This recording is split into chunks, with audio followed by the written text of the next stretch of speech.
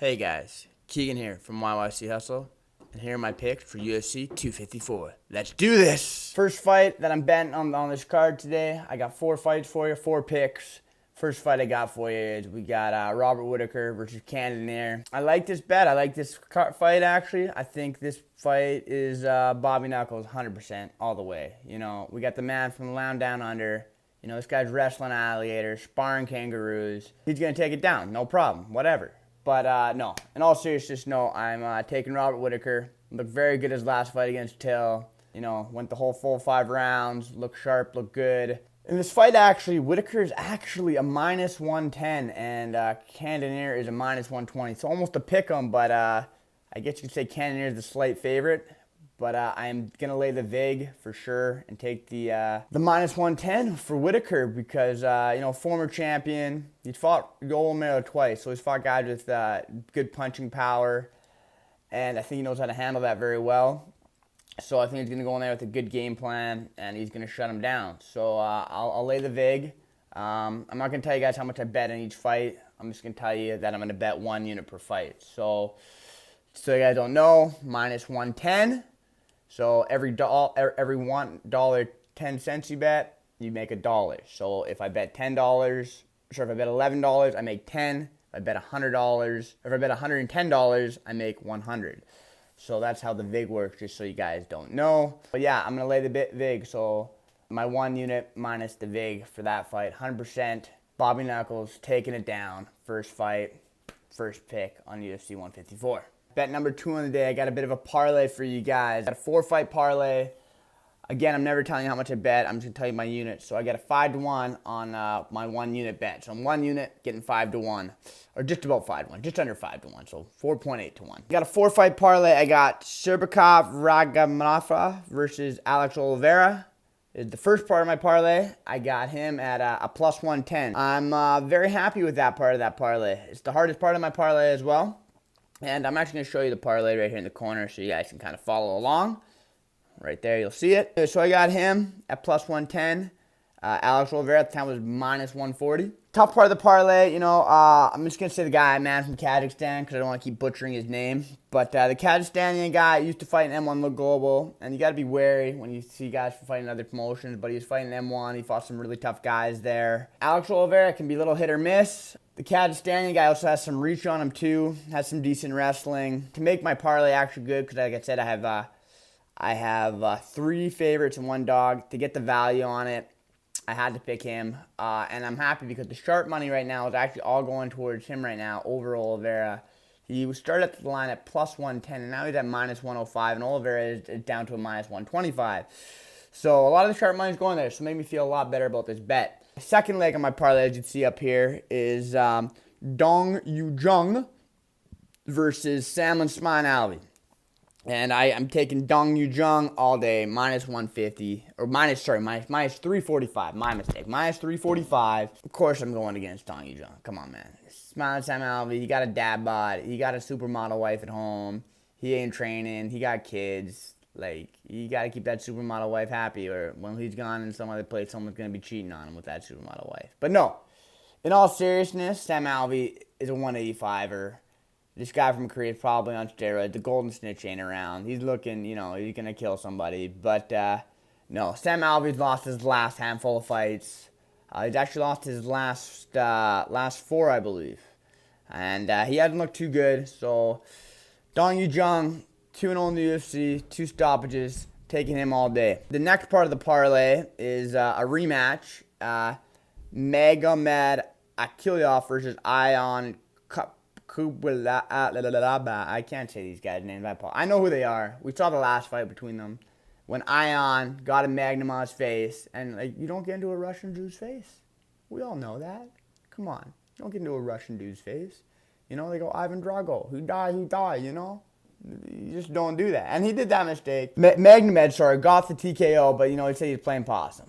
But I wouldn't be playing possum with anybody in this, any, you know, 205 or with punching power. It's not a good idea. It's definitely not a GTO move in MMA. The last part of the parlay, the part I feel very confident about, is Alexander Volkov versus Walt Harris. I really like Volkov. He's, he's fought a lot of tough guys. He beat guys like Verdum, Roy Nelson, Stefan Struve. He lost his last fight, a 5-round decision against Curtis Razorblades.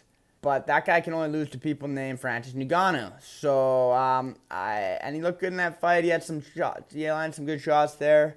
Walt Harris, he's coming off a tough knockout loss to Overeem. No shame on that, but I just think Volkov's been the more consistent fighter and stuff like that. And I got the line on this one at -172. So with all the bets put together and stuff, I'm getting, like I said, I'm never going to tell you my price to bring, but I'm getting about 4.8 to 1 odds, almost, we'll say 5 to 1 to make it easier for you guys on my units there. So I'm betting 1 unit to make almost 5. I'm going to take that all day with that, and I'm feeling even better about my underdog pick because, the sharp money is going the other way. So, again, like I said, I'm not like these other guys on here who are like, oh, man, I'm going to tell you this is a good parlay pick. No, I'm actually going to tell you this is gambling. If you lose, you lose. There's going to be variance in this, Hopefully you guys can hit around 55 to 60% like myself. All right? One more pick for you guys, and I got a tricky one for the main event, all right? Khabib -340. That number's too big. Way too much. But I know why it is, because every Russian, every Muslim is putting their house, their unborn baby. I think Putin in Russia is even putting the damn country on Khabib because that's how much they believe in this guy, which is fair enough. You got to support your guy, and I like that. And I like about that what people do, and they really do support the guy. But that being said, that number's too big. And I think the number's going to keep going up for Gaethje. I think it's going to get to almost around plus 300. So with that being said, I would not bet this fight until about Saturday morning, or if you ever see it at plus 300, get on it right away. Even that being said, if it gets to plus 290, even plus 285, I'm all over that. With the implied odds you get, Gaethje has to win, 2.5, 3 out of 10 times for this kind of bet to be profitable. And I think he can do it. He can definitely get a knockout. He's looked very good against Ferguson. He took that fight, guys, got to remember, he only took that fight in 5 weeks' notice.